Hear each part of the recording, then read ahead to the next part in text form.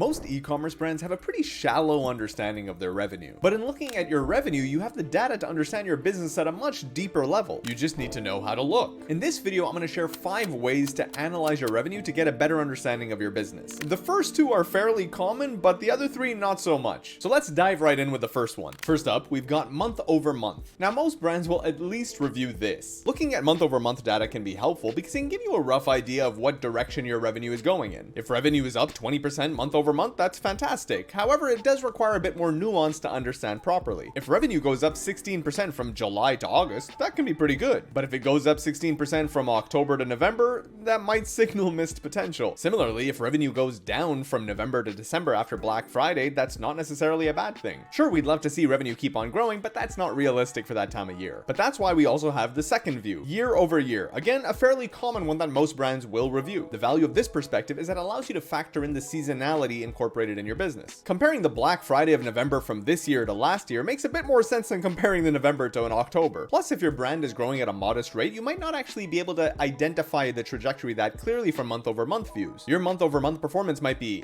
plus 8%, then plus 4%, then minus 2%, then plus 7%, then minus 4%. So you're still trending upwards, but it's, a little wobbly. However, if you look at a month and then compare it to that same month from 12 months ago, that can give you a bit of a better idea as to how much you've grown over a year. On the flip side, if you're a relatively new brand and you're scaling really fast, then year over year data might not even really be that relevant. Next up, we've got sales by channel, one that oftentimes brands don't pay enough attention to. You might start selling direct to consumer on a Shopify website, but then eventually branch into an Amazon site. Maybe you set up another Shopify for wholesale orders, and maybe you go into retail as well. Each one of these sales channels can act almost like entirely different businesses. They have different strengths and weaknesses, different cost profiles, different timelines, different rates of growth. Even their seasonality can be quite different. For example, on the Shopify channel, you might expect to see a big spike sometime around Black Friday in November, but on Amazon, you might see a big spike with Prime Day in June or July. And if you're selling wholesale, then if they also want to take advantage of Black Friday, then they're going to have to order your product 2 to 3 months ahead of time. So those big orders might come in August and September.